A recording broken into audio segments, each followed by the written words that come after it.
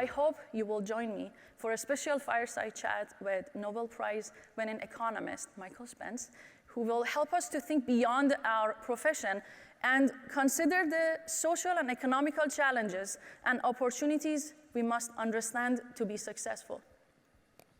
Lastly, as we take the time to learn from our industry veterans, we must also recognize the importance in elevating our young professionals. Building the grid of tomorrow will need the next generations of engineers and professionals.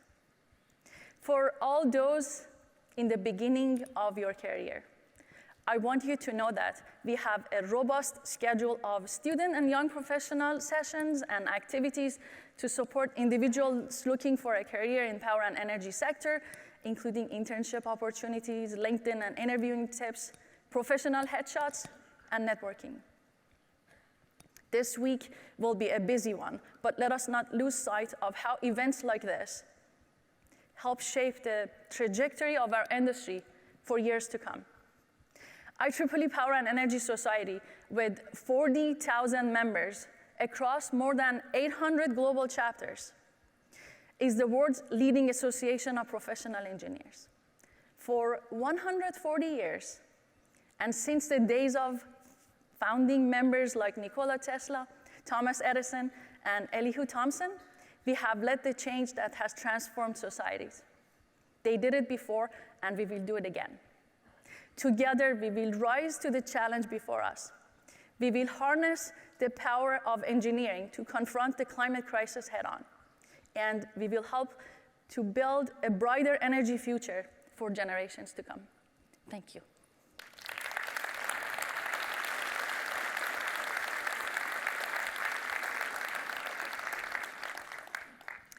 As I shared with you, I am joined this morning by a Nobel Prize-winning economist, Michael Spence.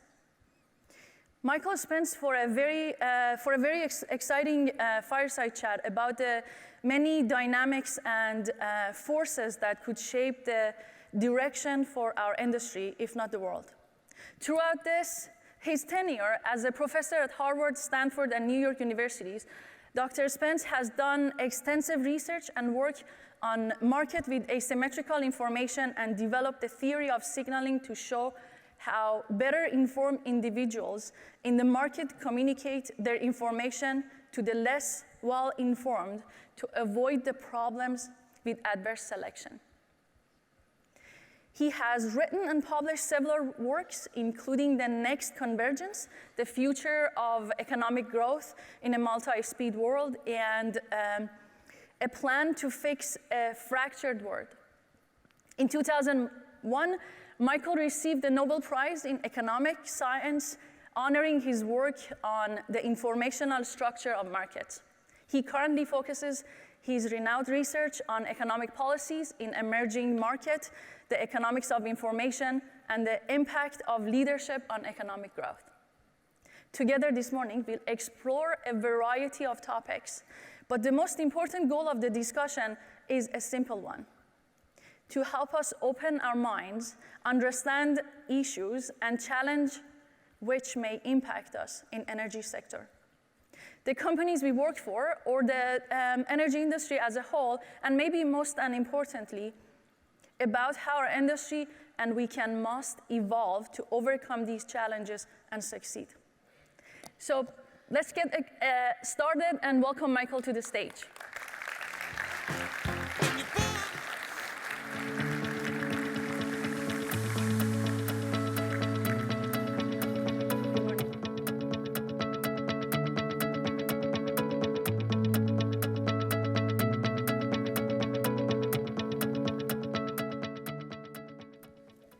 Good morning, Michael. Good morning, Shay. It's a pleasure to be here. Although it's a little intimidating. I don't normally in a classroom see this many people. But I want to just say one other thing, if I could. Of course. Just listening to the four of you speak this morning, I'm much more optimistic than I was when I arrived this morning. I think that it's just really encouraging to see people committed to this and notwithstanding the magnitude of the challenges. Over to you. Thank you for joining us. And before I start, you are an economist, but I want to ask if you have ever crossed paths with IEEE in your career? Yes, I did. Actually, you know, this is a long time ago. I mean, there are not many people in the room my age. But approximately 50 years ago, after I wrote my PhD thesis on this informational structure, I was invited to the part of IEEE that deals with signal processing and whatnot, so they thought there might be some connection, you know, between the informational structure of markets and the kinds of technical issues they dealt with. So I had a very interesting interaction, and then I dropped out for 50 years, and now I'm thankful to be back. We are very happy to have you here. I want to start our conversation by hearing your thoughts on some big picture issues. Overall, what do you see as the big economic issues and challenges facing the US and world economy as a whole? Well, that's a simple question. So there's lots of ways to see what's going on in the world, but the way I think of it is that there's three powerful sets of forces operating. One, you've already talked about. This is, you know, high frequency, high severity shocks being delivered, you know, at an increasing pace from climate, from wars, from pandemics, from financial crises, and so on. And it's global. I mean, it's happening everywhere in the world. I mean, you all know Pakistan was 1/3 underwater a couple of years ago, et cetera. You know, Southern California was flooded, as you just heard. So that's one set, and that's producing major change. The second is a set of things that people don't think about as much, though they get mentioned, and these are long-term secular trends. So we are, and I don't want this to sound too pessimistic, but you know, we've had a downward trend in productivity growth pretty much globally. That's in part the reason that global growth is slowing. The IMF says we're now down to 2%. We were at 3.8% globally before the pandemic. There's aging in the part of the economy that produces about 80% of total output, all the developed world and China, et cetera. I mean, this is a fairly long list, but these are powerful forces that we have to deal with and counteract. And then the third, on a kind of more upbeat side, is we're in the midst of three incredibly big scientific and technological transformations. One is and they're connected. The multi-decade digital one with this, you know, super powerful Gen AI contribution, but it's the end. It's, you know, there's a 15-year sequence: image recognition, language recognition, all kinds of things have preceded it.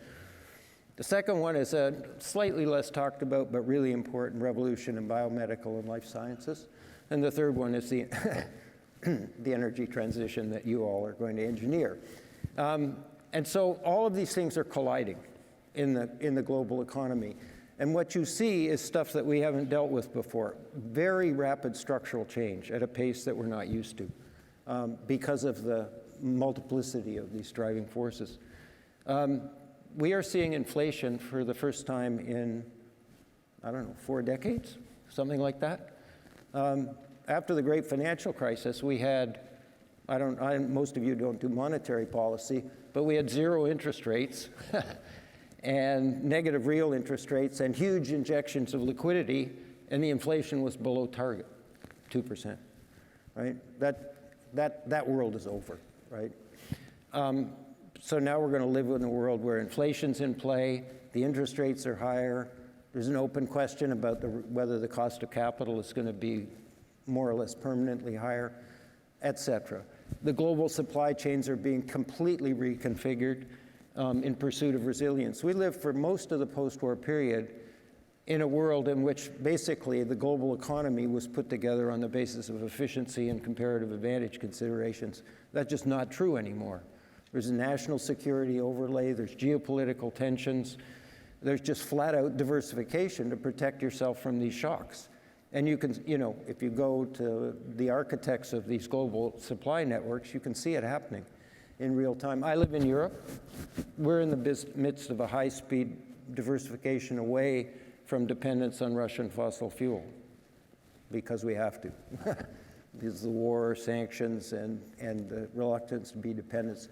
So all of that is going on, and it it's confusing, it's challenging, but there are opportunities here, and we'll probably get to those. Thank you, Michael. It's fascinating to see that from a perspective of economists and coming completely outside of this industry, there are so many synergies and things, challenges that we live through in energy sector, from inflation to the impact of geopolitical issues and supply chain and so forth. Yeah. I can't think of a better time to have cross-functional voices at the table to solve these societal problems that we are dealing with in energy sector. So maybe the next thing that I would like to hear from you is that what impact you would see climate change having on world economy, and is there any historical example of how economies overcame such existential challenges? You know, it's hard to think of one where we actually faced an existential threat. There have been periods, you know, multiple periods of enormously powerful structural transformation of the type that we are going through now. I mean, if you go back, I don't know how much economic history you know.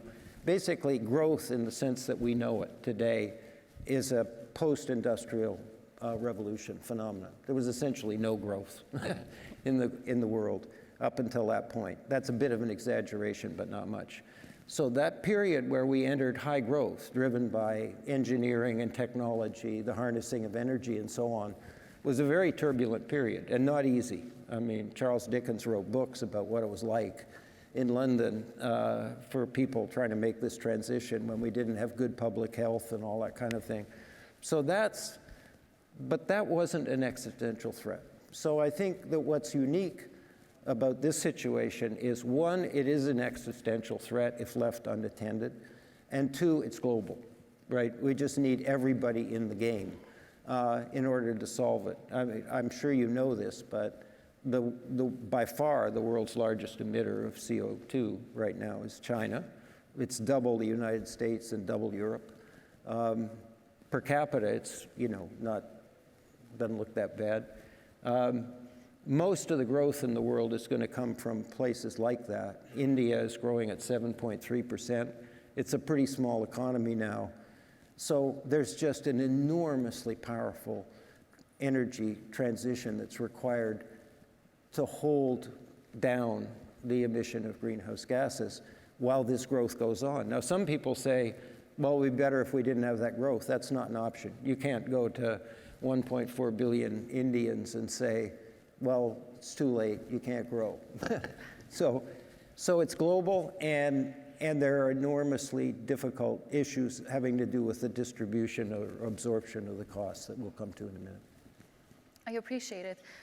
I'm not sure if you heard from, you were here, yes, you heard from Joe that we have 13,000 participants from 77 countries at the show, and from Eric and Jill about the challenges and the threats, and specifically for groups like IEEE Power and Energy Society. What are your 3 recommendations of how to adapt to these challenges and also succeed? Well, the first one is, you know, human beings tend to like challenges, I discovered. And so if you get yourself into the frame of mind, which I heard this morning, that these are big challenges, but that's what, you know, our most creative efforts and young people are going to get done. That's an important starting point. I would say the second thing is, if we try to do this in an adversarial form, you know, with regulators on the one side and whatnot, as opposed to all pulling in the same direction and collaborating, then I don't think we'll succeed, right? So that would be another. And for reasons that we'll probably come to, having to do with financing and, you know, fairness and whatnot, that's just essential. And so I think those 2, I would say, are the most important. The third is just unleashing the power of technology. We probably can solve something like half of this problem with technologies that you already collectively have at your disposal and know about. The rest of it, is going to take real innovation and new technology. And one of the nice things about being in this country is we're pretty good at that. We have really dynamic, entrepreneurial, scientific, engineering ecosystems. One striking thing that you may not know is when I was not that much younger, maybe 25 years ago, you could count in tech sectors, health tech, digital, et cetera, you could count the sort of major centers of entrepreneurial activity on the fingers of, at best, 2 hands. That's just not true anymore. It's a truly global phenomenon. There's unicorns in India and China and Latin America, and even some in Europe where I live. So that's very encouraging. It means this positive energy kind of thing is spreading. Before I get to some more specific questions, we have a variety of professionals here with us, some in the beginning of their career, and there are also many engineers across all facets of energy sector. How do you see the workplace changing over the coming decade, especially in the world of AI and automation? To me, it's transformational. So I wrote a paper with James Menique at Google on this subject, and it's a little bit in the book that Gordon Brown and Mohammed and Ilarian and I wrote. So in a world in which the supply side is having trouble catching up with the demand, that's the trigger for inflation, where there's aging, rising dependency ratios, which means how many young people are available to support the old folks like me who are retired, et cetera. What's the one thing you would really like to have? And the answer, after you think about it for a minute, is a huge sustained surge in productivity. And I think that's what we're going to get. Now, it's not by saying that, I mean potential, right? But in order to achieve that, we have to overcome some obstacles. One is what they call an automation bias. So Eric Brynjolfsson at Stanford describes this as the Turing trap. So I'll take a minute and explain it. Alan Turing is the genius who brought us computers. And the major prize in computer science and AI is the Turing Prize, named after him. And he basically proposed that we assess progress in the area of artificial intelligence by asking, can we produce a machine that when a human being interacts with that machine, the human being thinks they're interacting with another human? Kind of stretch goal. Maybe artificial general intelligence. All AIs are benchmarked against human performance. You can see it. Image recognition, 2015, 16, the AIs went past average human performance. Does it beat the kids in law school aptitude test, et cetera? You see what I'm saying? That's all fine. That's a natural way to benchmark your progress in AI. It's the next step that's dangerous. And the next step is, well, the AI beat the average human, let's get rid of the human. And that's a huge mistake, just a huge mistake. So this is a lot, we don't have time to do this all this morning, but basically the natural use of these things for the foreseeable future is as powerful digital assistants or machine-human collaboration. They're great at writing first drafts. It was already mentioned this morning, they write code, but you don't just use the code, you go check it. They write doctor's reports, but the doctor's not gonna hand it in. A lawyer used ChatGPT to create a brief for the court and handed it in without checking. ChatGPT made up all the legal precedents, literally. They were all hallucinations. So if we get ourselves in that mindset, then I think we've got the chance to do this. And I can't find a place in the economy, in the science and engineering world in which there isn't a pretty powerful application of this. So it's not a done deal. We're in a period of intense exploration and experimentation. Nobody has a crystal ball that tells them what the world's going to look like in 5 years, but I think the potential's enormous. There's one other thing that's important. The policy agenda is very heavily focused now on preventing or mitigating risk and preventing misuse of these technologies. All powerful technologies have upside potential and downside risk. It's not just ChatGPT. Take gene editing.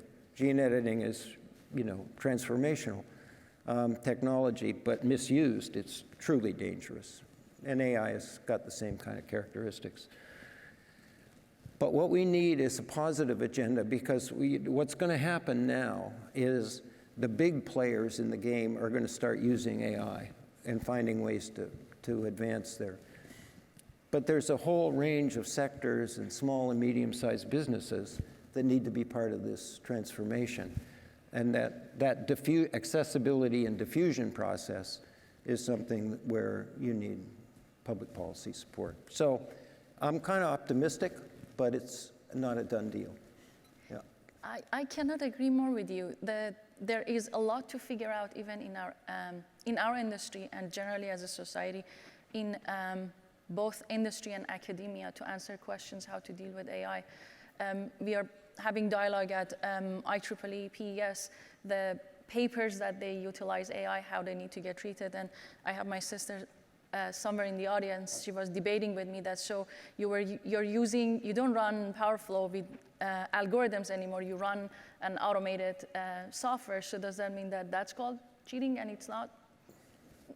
Right. So there is a lot to figure out, and now it's at the experimental stage of all of it. So let me shift a little bit towards... I'll tell you a story. Yes. So I gave a talk to the Rotary Club in Milan, where I live, in northern Italy.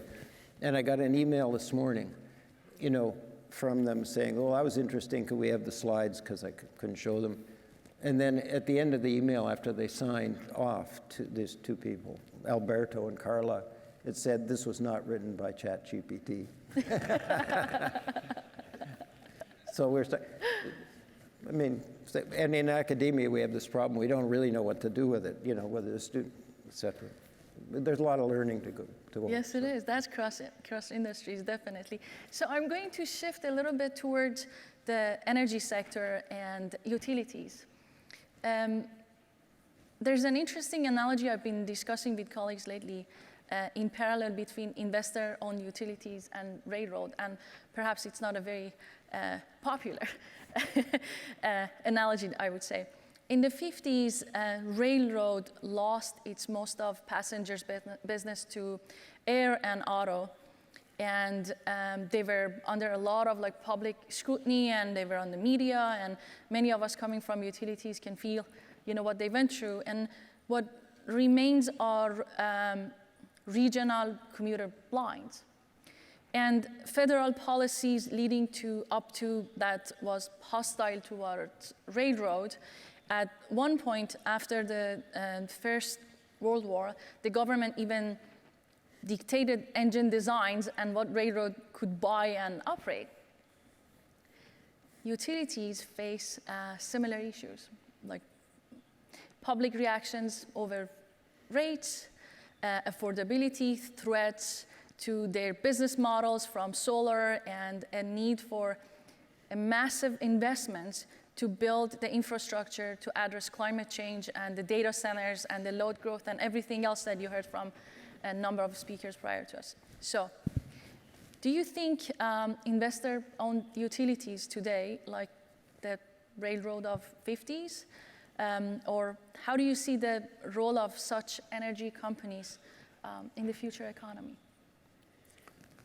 It's a wonderful question. I'm quite sure that the railway situation was mishandled at the time. All of us wish we had better rail services as we enter a period where we have to, achieve energy efficiency and so on. And I think that's a good example of not thinking through in an adversarial kind of thing. But it's not really quite the same. And the reason is that there were alternatives to railroads, right? Airplanes, et cetera, cars, we probably have too many of them. There's no alternative to electricity. I mean, if we screw this up, you'll all suffer, but so will the rest of the economy instantaneously, right? I mean, collectively, there's a light switch for the economy, and you have your fingers on it, and if we flick that switch, it's over, right? So in a sense, in that sense, I think it's really different. So, we can mess this up by putting obstacles in your way or failing to solve difficult challenges having to do with financing and other things. But it will directly impact not just a specific industry, but the entire economy. And maybe that's a good thing, because it'll act as a brake, on moving off in unproductive directions, failing to collaborate and think carefully with you. The reason I feel so strongly about this is my background in informational economics. If you have a decision-making process that doesn't leverage the expertise that exists, usually in a decentralized fashion, you generally underperform. And the government certainly doesn't have the kind of expertise that you have in the industry in order to solve these problems. So it pushes you just completely naturally in the direction of trying to construct the appropriate collaborative mechanisms, not by pretending there aren't, difficult, and issues and potential conflict, but trying to move in that direction. So, I mean, that's a kind of short answer to your question. I think the railway analogy is a cautionary tale, but it's not quite the same as this one. So what I take away from Michael is that let's make sure we are not going to mess this up. And the government, yeah, right. Yeah. Yes, of course. But the humor of it, that was the humor of it. But what makes me optimistic is that in energy sector, there are platforms like gatherings like this that right. There's a lot of transparent conversations about challenges and things that they didn't work, so we don't go through the process in a hard way. And cross-functional collaborations between the grid operators and the researchers and technologists. So that leaves me hopeful that we are going to manage that transition a lot better than railroad industry. Yeah. And hoping that the policymakers, we do have a lot of interactions with policymakers to ensure that gets communicated as well. And so, I mean, the part of the analogy that's right is that there's sectors and groups of people who are going to get hurt, in this transition. And it's more difficult the faster it occurs, right? So, people if you give people more time to adjust, it's easier for them. But, there's a coal industry, not just in the United States, but, there's a big coal industry in Poland, for example. We can't just obliviously say we're moving on. That's the sense in which I think the rail industry is a cautionary tale. We have to think carefully about who's getting sideswiped on the way through. Yeah. Now you just reminded me, I'm going off track here, that at PES we've been working quite a lot on workforce development. That's a combination of how to get the young generation into this industry, but how to re-educate and bring the ones that they are in the areas like coal back into the industry. We have a lot in solar and wind and other renewable generation. So for those of you attending PES general meeting in Seattle, you're going to hear quite a lot about that part. Good. There is an enormous cost associated with moving towards clean energy economy and electrification. Furthermore, in the US, we are seeing some states move aggressively and some others like slower. How do you think, I'm just now focusing in the US, can achieve national energy goals when the policies are not unified? Well, another wonderful question. I'm not an expert on sort of federalism. So, I don't think I could give a learned talk on, the division of responsibilities between the states and the federal government. But in this case, it seems to me pretty clear that if you try to do it in a decentralized fashion, meaning only at the state level, it's not the right answer. I mean, we need, for a number of reasons, I think you all know this, but states have fairly severe limits. They vary a little bit from state to state on running deficits and issuing debt, right? Federal government doesn't have those limits, so we need the federal government's financing capabilities as part of the underpinnings of this. At least that's my view. And so I understand why there's some differential in the speed of movement. You know, part of this has been politicized, for example, in the United States and elsewhere. But we got to push against that and try to, you know, unify. It's not just policies, it's the financing side that I think is so important. We need, you know, it would have been nice if we got started on this a little earlier.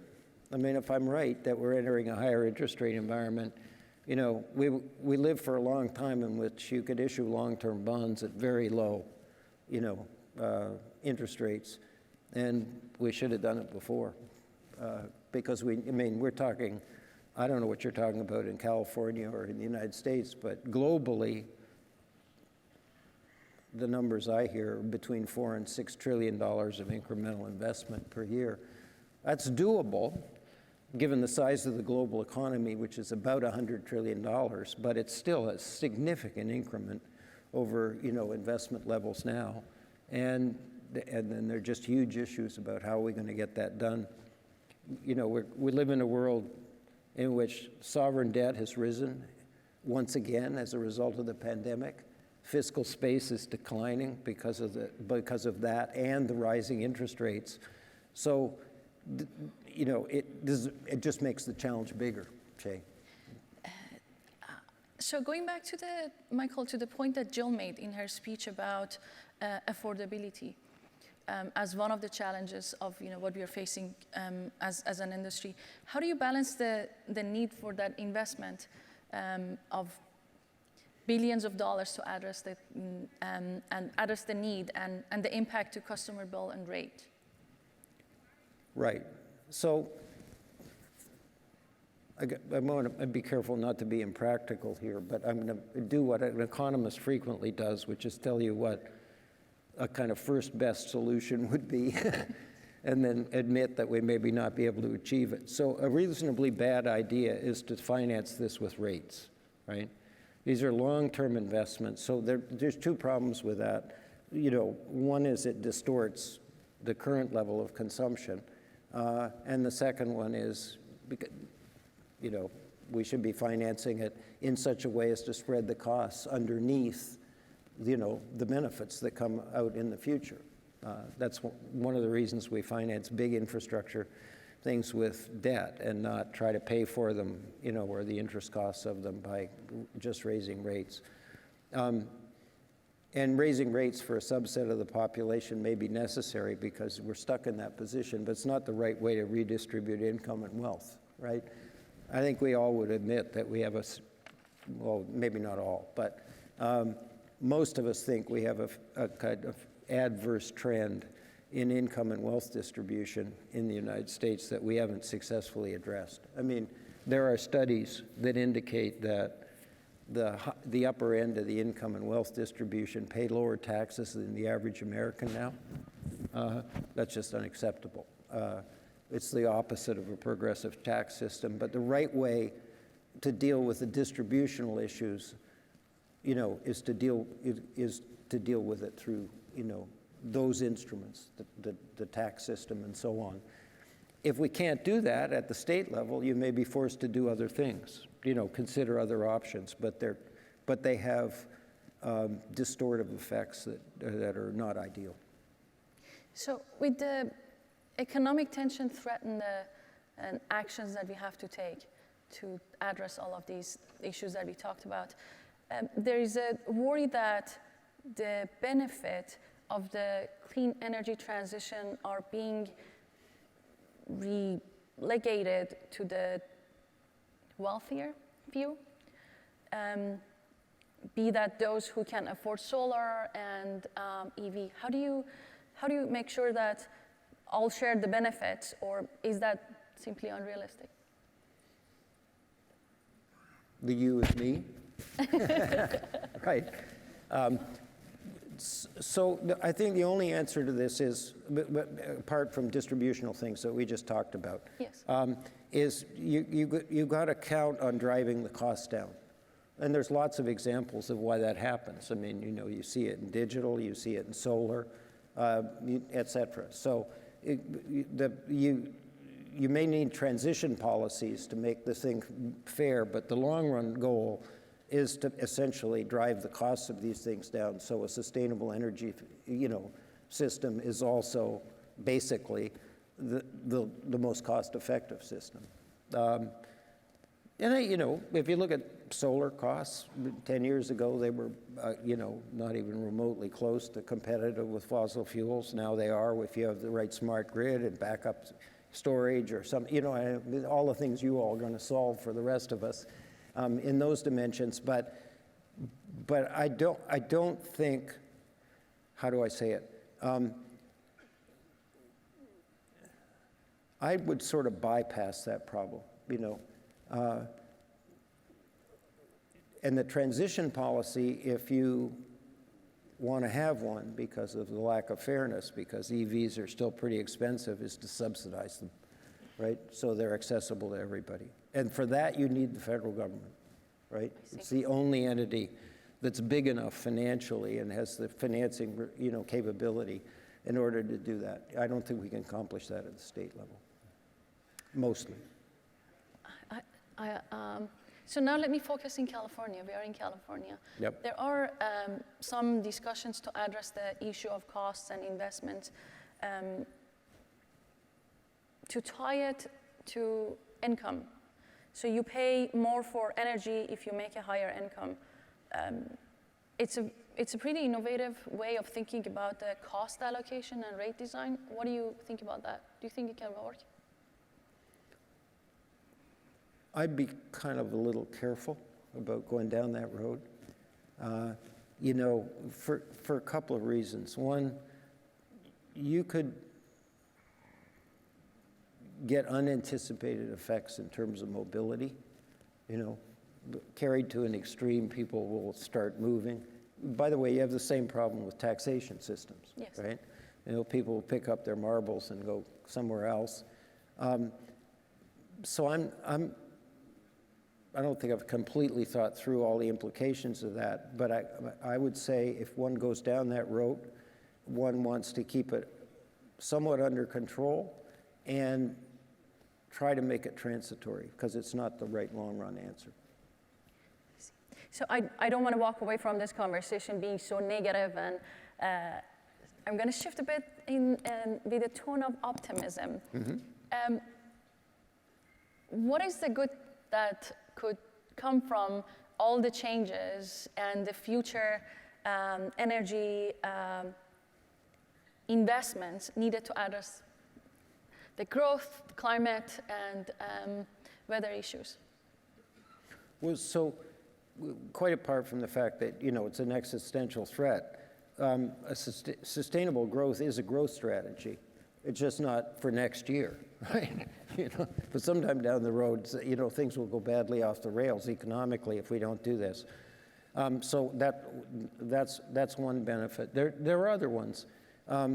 There's lots of parts of the world that are not energy independent, but they will be, or much more energy independent in a green technology world, because you don't have to import wind or sun or things like that. Pick any technology that is being developed, even fusion, if it ever arrives. This is a kind of is a major change in the sort of economic landscape of the global economy. Let me give a concrete example. The pandemic and the war in Ukraine, especially the war in Ukraine, produced a big increase in energy prices, right? And they're most noticeable in Europe, which is not even remotely close to energy independent. Among other things, that produced an increment in profits in the major oil producers, prominently in the Middle East, of well over $1 trillion.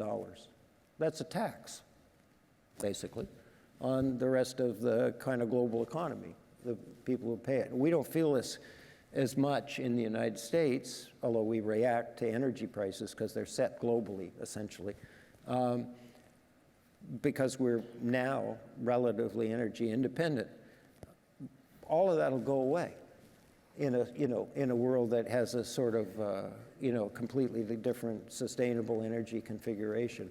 So I think there's, and then there's this thing we talked about before, which I think is, it's a big challenge, but I think, people are going to make their careers, and their enjoyment of work and excitement, by solving this problem.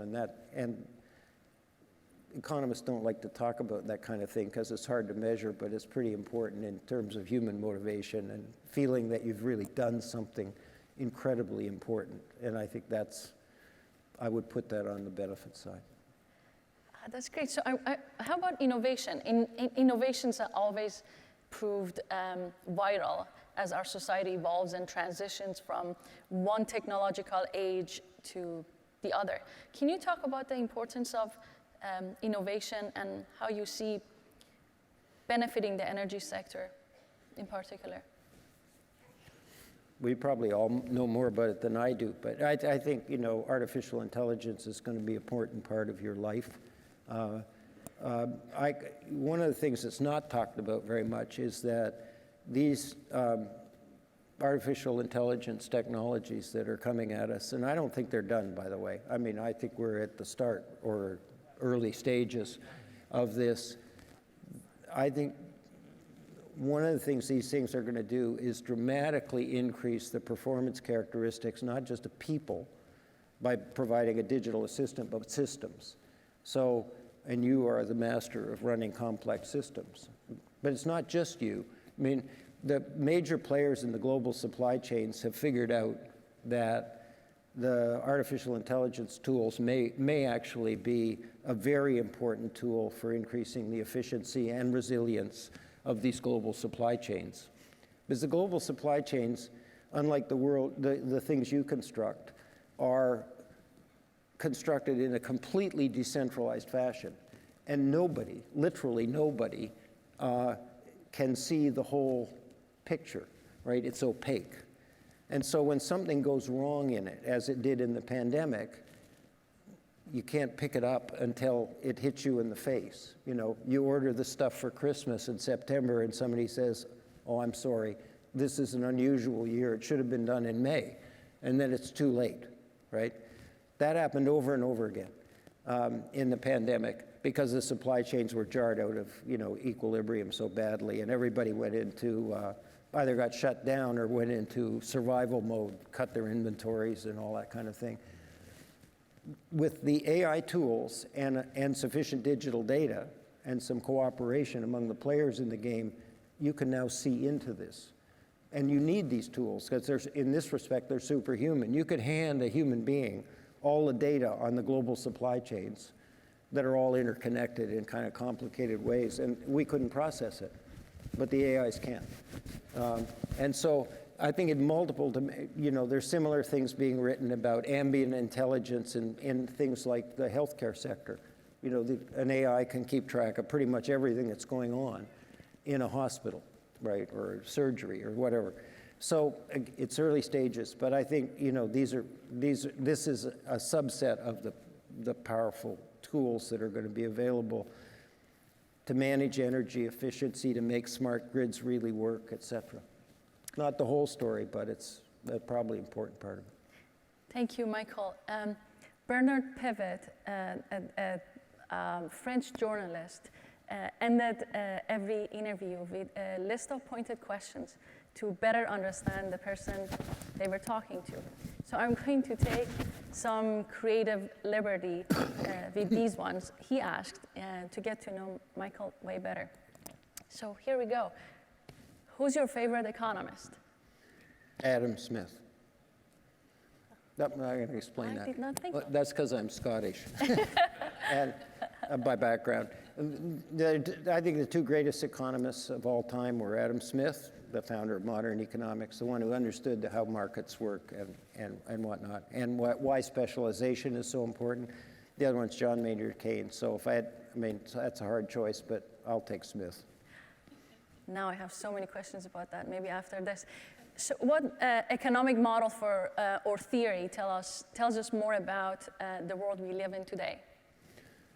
So this is a really interesting question, and I'm going to be brief. Economic models tend to be based on what we call equilibria. When you're in, we are much less good in economics at building models that help us understand complex transitions where we're in a sense out of equilibrium or in transition from one equilibrium to another.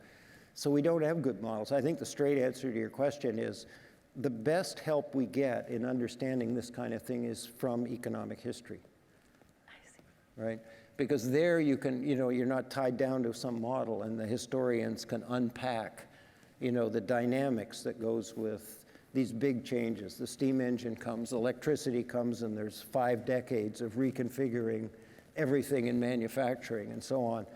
And there, a lot of smart people have written about that, and that probably helps more than the models that we have. What inspires you? I think the creativity and entrepreneurial activity of the young people across the globe, no question. I can relate to that. What depresses you? So I'll be honest about this. What I find depressing in the world right now is the polarization, both within countries, political and social polarization, and across countries. So it's everything from why we don't like each other, when we're in a bad mood within our own country, to the geopolitical tensions and the kind of cartoonish picture that we sometimes paint of people who live far away, and it confusing countries and policies with individuals. We do a whole lot better, I think, as human beings when we're interacting with each other as individuals, so that worries me a lot. What profession other than your own would you like to attempt? And if you say engineer, you get bonus points.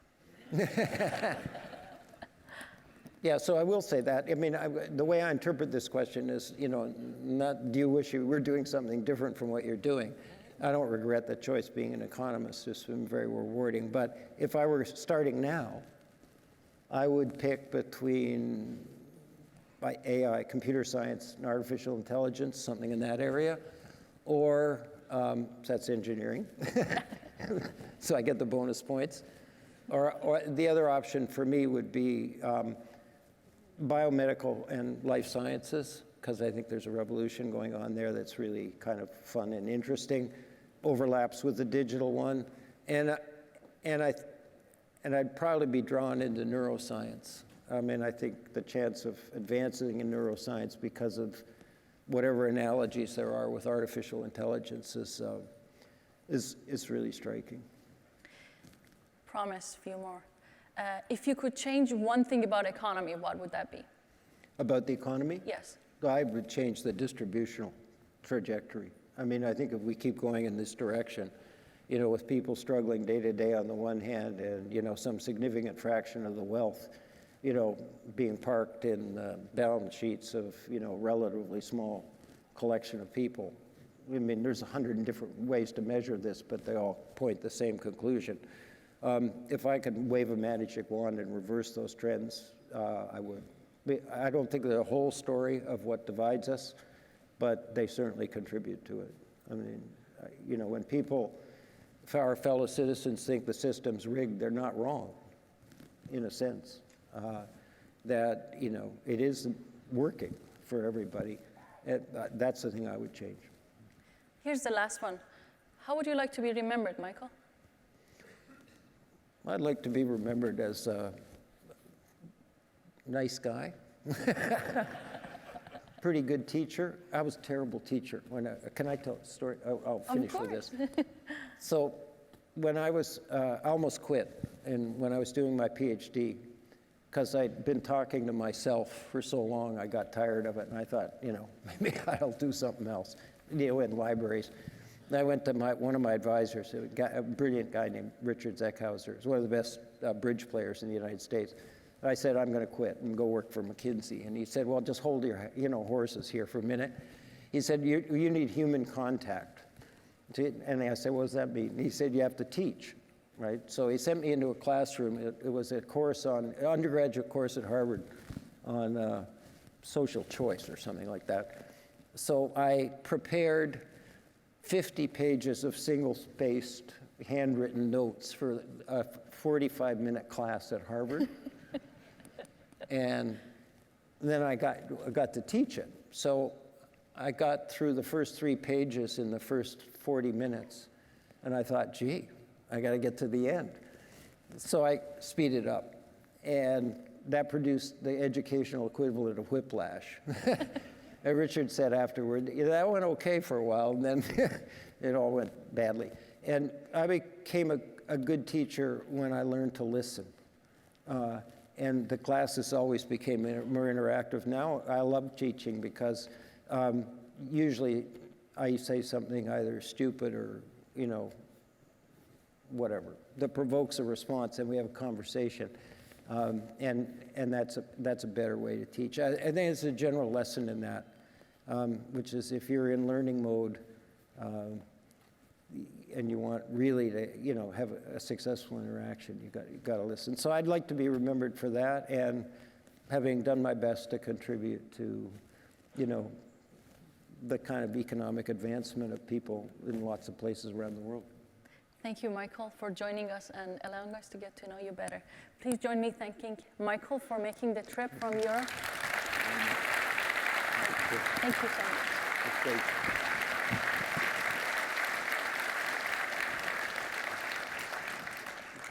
I hope you enjoyed the conversation as much as I did.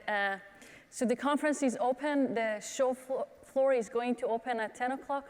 I wish you a wonderful conference, and I look forward to hearing great stories of partnership and how this platform at IEEE PES is going to help transitioning our industry. Thank you very much.